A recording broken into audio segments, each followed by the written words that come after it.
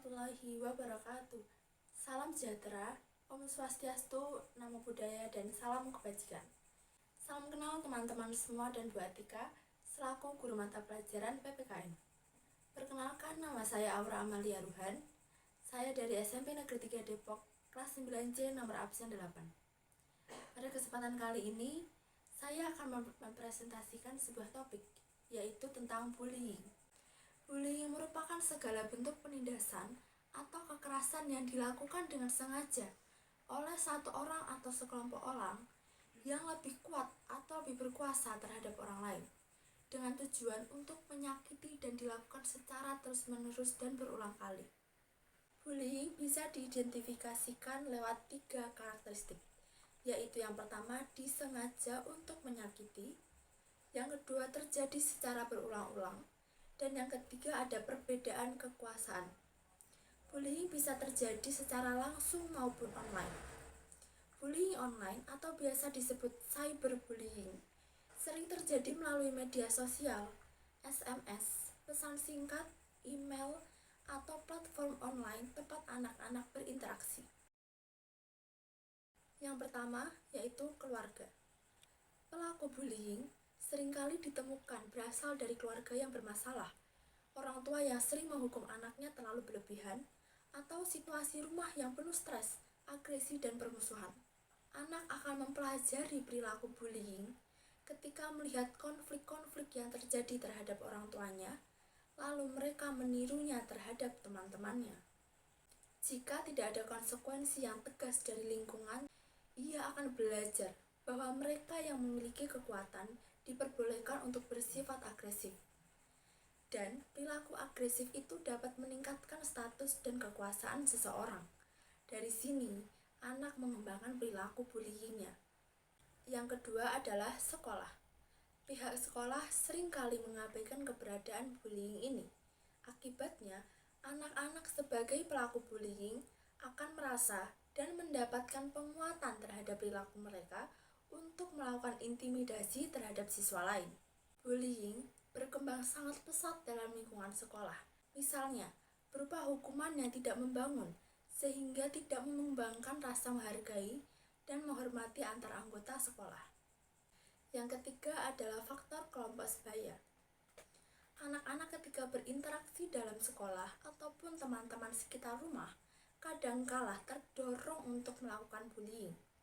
Beberapa anak melakukan bullying dalam usaha untuk membuktikan bahwa mereka itu bisa masuk ke dalam suatu kelompok tertentu, meskipun mereka sendiri merasa tidak nyaman terhadap perilaku tersebut.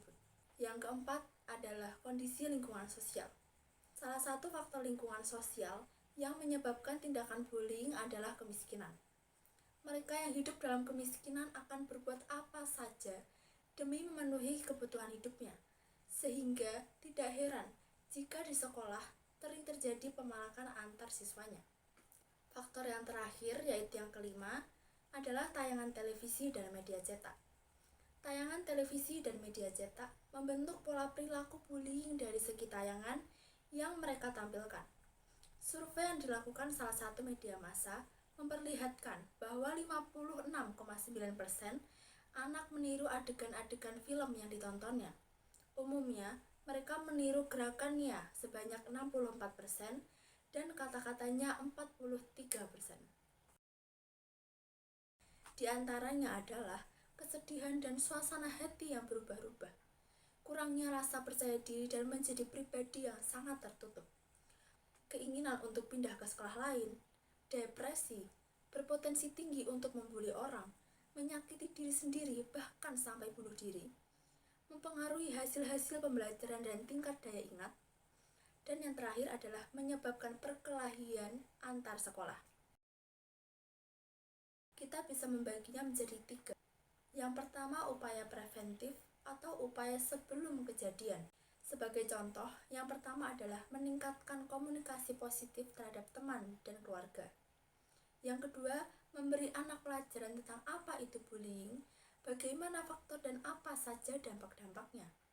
Yang ketiga, mengadakan tutor teman sebaya.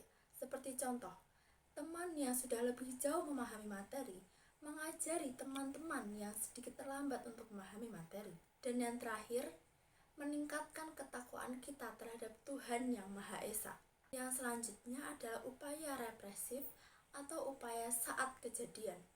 Sebagai contoh, melaporkan kejadian bullying terhadap wali kelas atau guru BK, menasehati antar teman, dan teman yang lain jangan sampai ikut membuli atau mendukung perilaku untuk berbuat.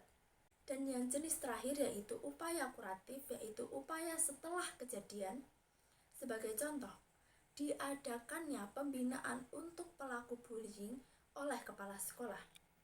Selanjutnya, korban diberi pengobatan agar tidak merasa trauma atau sebagainya.